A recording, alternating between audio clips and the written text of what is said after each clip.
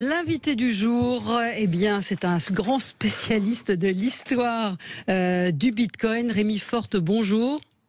Bonjour. Vous êtes réalisateur et vous avez réalisé, Rémi, avec Julien Goetz et Leslie Menahem, une série de petits documentaires sur l'histoire du Bitcoin, le mystère Satoshi aux origines du Bitcoin. C'est Thibaut de Montalembert qui fait la voix sur le documentaire. Ce sont des séquences de 10 minutes qui reviennent sur l'origine de cette monnaie. D'ailleurs, vous allez nous dire, est-ce qu'on peut parler de monnaie? Je vous propose d'écouter le début du premier épisode. Avec la mise en réseau de tous les ordinateurs, nos vies seraient numérisées, réduites à une somme de données qu'il suffirait de collecter, d'additionner. Chaque mot, chaque geste, chaque transaction. Internet perdait peu à peu son statut de fenêtre sur le monde pour devenir un outil de contrôle. Une nouvelle économie naissait. Nous en serions la matière première. Le nouveau monde bousculait tout. Nos échanges, nos droits, notre vie privée. Préserver sa vie privée à l'ère de l'exposition de soi, c'est un acte révolutionnaire. Peu importe que vous ayez quelque chose à cacher. Une affaire privée, c'est ce qu'on ne veut pas que le monde entier sache. Un secret, c'est ce qu'on ne veut pas que quiconque sache. La vie privée, c'est la liberté de choisir ce qu'on dévoile au monde. Voilà, ça pose le début de l'origine du Bitcoin. Alors peut-être, qui était Monsieur Satoshi Nakamoto ? Alors, Satoshi Nakamoto, c'est un codeur, en fait, qui faisait partie d'un groupe d'informaticiens et de cryptographes qu'on appelle les cypherpunks. Donc, cypher pour chiffrer et punk, ben voilà, parce que c'était un peu des punks d'Internet. Et en fait, ce groupe-là, avec l'avènement d'Internet, craignait voilà, des risques pour la vie privée des utilisateurs. En fait, ils ont vu très tôt, donc fin des années 80, début des années 90, que nos vies, nos données, en fait, seraient passées au prisme des réseaux d'Internet. Et ils se sont dit, ces données-là, il ne faut pas qu'elles tombent entre de mauvaises mains. Et il faut qu'on se les réapproprie, il faut qu'on invente des systèmes qui soient chiffrés et des systèmes qui nous appartiennent, qui n'appartiennent à personne, pas aux États, ni aux grosses entreprises, ni à une quelconque entité. Et donc, ils se sont mis au travail. Voilà. Et ils sont mis au travail en imaginant cette monnaie. Alors, est-ce que c'est une monnaie? Est-ce qu'on peut parler de monnaie? Alors en fait, juste pour revenir un tout petit peu en arrière, les cypherpunks, donc ils ont codé des systèmes de messagerie chiffrés et voilà, qu'on ne pouvait pas intercepter, contrôler. Et puis ils avaient cette idée depuis le début des années 90, effectivement, de créer un système de paiement qui soit chiffré et décentralisé et viable. Le problème en informatique, c'est que tout est duplicable assez facilement. Ouais, on en a tous fait, on en a tous fait l'expérience. Donc ça, c'était un vrai écueil. C'était très très compliqué de créer une monnaie informatique numérique viable. Et il y avait des travaux en fait, mais rien de vraiment convaincant.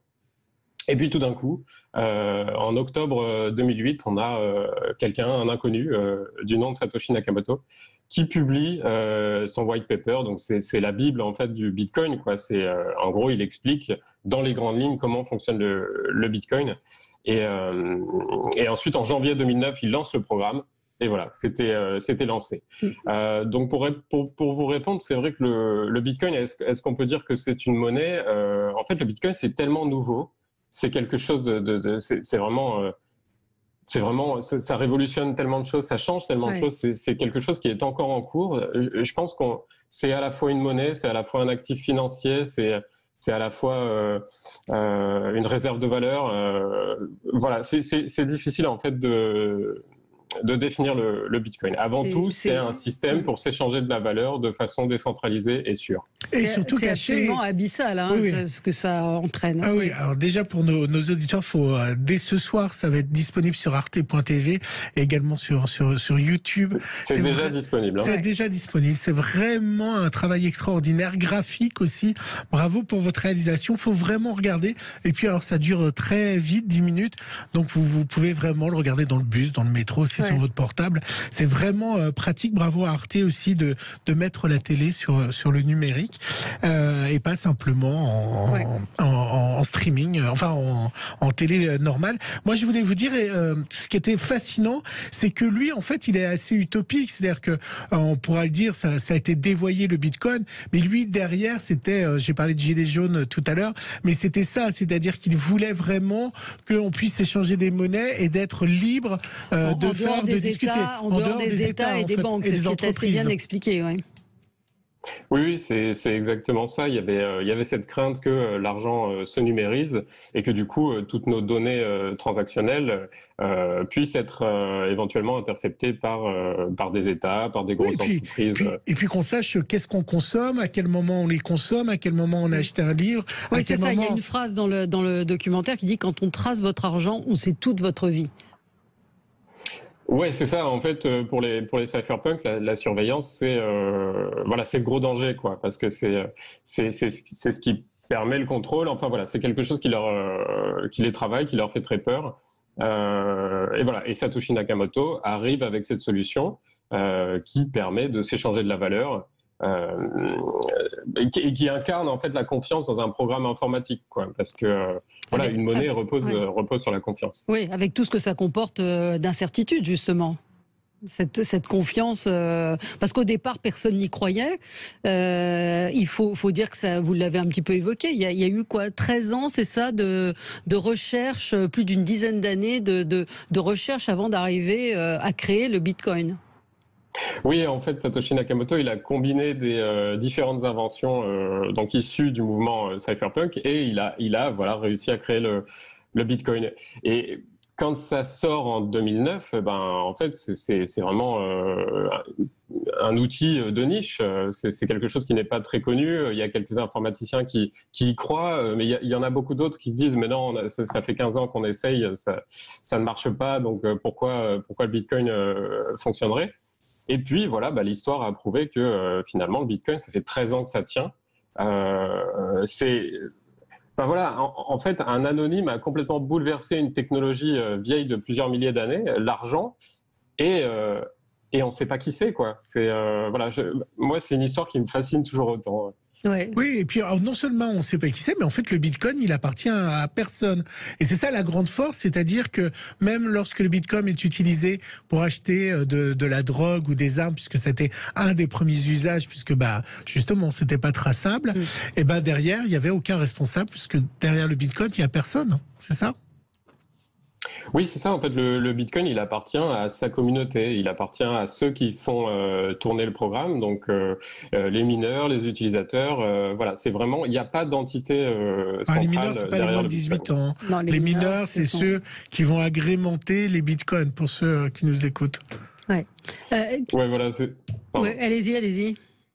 Oui, les mineurs, donc ce sont ceux qui enregistrent les transactions dans la blockchain du Bitcoin et qui contribuent à sécuriser le réseau, à faire en sorte que qu'il soit totalement sûr. Alors effectivement, Stéphane, un auditeur, nous dit il y a un pays qui a instauré sa monnaie nationale en Bitcoin. Oui, le Salvador, ça fait quelques semaines, donc là c'est encore tout nouveau, hein, mais effectivement ça y est, le Bitcoin est une devise officielle dans un pays. Enfin c'est totalement fou. Donc les commerçants, les utilisateurs ont le choix entre payer en dollars ou en Bitcoin. Et ça, Nakamoto n'aurait pas du tout aimé, parce que ça devient à l'inverse de ce qu'il voulait faire, c'est-à-dire libérer le contrôle et libérer les gens. En fait, les cypherpunks et Satoshi Nakamoto aussi savent que à partir du moment où leurs outils sont dans la nature, ils peuvent être utilisés par tout le monde, en bien comme en mal, dans leur philosophie ou non. Donc ça c'est quelque chose qu'il envisageait, qu'il savait. Après, effectivement, oui, on peut dire que d'une certaine façon, tout le monde essaye de s'approprier le Bitcoin. Enfin, c'est quelque chose qui disrupte beaucoup de secteurs. Ouais. Et donc, on voit des tentatives d'appropriation qui viennent de toutes parts, qui viennent des GAFAM, donc Facebook, Ah oui. voilà, mais aussi du milieu financier, mais aussi des gouvernements. Enfin, voilà, c'est quelque chose qui est là et qui est là pour rester. Et voilà, la suite va être, enfin, les 15 prochaines années vont être complètement folles aussi. Satoshi, c'est qui alors? Je vous invite à aller voir la web série Le Mystère Satoshi sur Arte pour avoir des éléments de réponse à ce sujet-là. Non, mais on ne sait pas qui c'est, on ne saura jamais. Il ne faut jamais dire jamais, on verra. Mais après, en tout cas, c'est vraiment dans l'intérêt du Bitcoin qu'il n'y ait pas entre guillemets, de leader, de chef, Voilà, c'est un outil monétaire décentralisé, il faut qu'il le reste. Alors, le premier achat en Bitcoin, parce qu'il y a beaucoup d'anecdotes, hein, il y a parfois des choses un peu complexes à comprendre, mais le premier achat en Bitcoin, c'était le premier achat physique, c'était 2 pizzas. Deux pizzas voilà. pour 10 000 Bitcoins, enfin, supposément, voilà. Et ces Bitcoins, à l'époque, ils valaient rien du tout. Ouais, ça valait pas grand-chose. C'était l'équivalent. Donc 10 000 Bitcoins, c'était l'équivalent de $40 à l'époque pour ces 2 pizzas. Bon, aujourd'hui, le Bitcoin est quasiment à 60 000 euros. Je vous laisse faire le calcul sur le prix de ces 2 pizzas. Vous en avez des Bitcoins? Moi, j'ai quelques Satoshi, mais parce que donc le Satoshi, c'est la plus petite unité du Bitcoin. Un Bitcoin, c'est 100 millions de Satoshi. Et en fait, pour faire ce documentaire, il me semblait important de mettre les mains dans le moteur, d'ouvrir un portefeuille, de faire une transaction, de voir comment ça se passait. Donc voilà, il me reste quelques Satoshi de ces recherches-là. Olivier, un auditeur nous dit le Bitcoin a une durée de vie limitée par conception. La somme, c'est ça, c'est la somme qui est... Ah oui, alors l'émission de Bitcoin, effectivement, est finie. En fait, on est un peu sur le modèle de l'or. En fait, donc comme vous le savez, nos monnaies traditionnelles, elles sont émises par les banques centrales sans limite. Et le Bitcoin, en fait, lui, a une limite. Il n'y aura pas plus de 21 millions de Bitcoins. Et donc, l'émission de Bitcoin se réduit avec le temps. Et il n'y aura plus de Bitcoin émis, normalement, à partir de 2140. Donc... D'accord. Voilà. Moi, je me fais gronder par notre auditeur qui me dit actuellement, on promeut des projets pour des levées de fonds et c'est facile à comprendre si on s'en donne la peine. Donc, effectivement, pour s'intéresser au Bitcoin, il faut s'y... Oui, mais alors, dans le documentaire, je crois que c'est dans l'épisode 5, il y a aussi beaucoup d'entreprises qui mettent pour faire des levées de fonds qui sont Bitcoin et blockchain et que derrière, ils ont des levées de fonds parce qu'ils jouent sur cette marque-là, c'est ça, hein? Ouais, c'est ça. En fait, c'est un secteur qui est tellement jeune. Voilà, on parle d'un secteur qui a entre 10 et 13 ans, quoi, qui a beaucoup de hype. Il y a beaucoup de gens qui essayent de vendre un peu de vent. Bon, voilà, c'est un avis qui est partagé dans la communauté, mais effectivement, oui, il faut faire attention, il faut faire ses recherches. Voilà, ça demande un peu de compréhension, mais du coup, vraiment, on a dans la série, on a essayé de donner les clés, les outils pour comprendre le Bitcoin et comprendre cette révolution en cours. Comprendre la révolution, l'esprit de ce qu'a été le Bitcoin. Donc, c'est à voir et c'est vraiment très esthétique, très beau travail d'animation.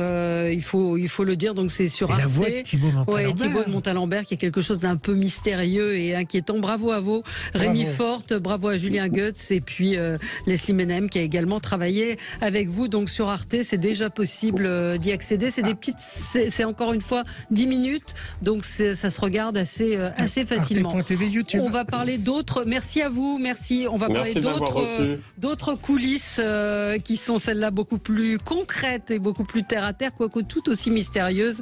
40 jours sous terre, Deep Time avec Christian Clot dans un instant.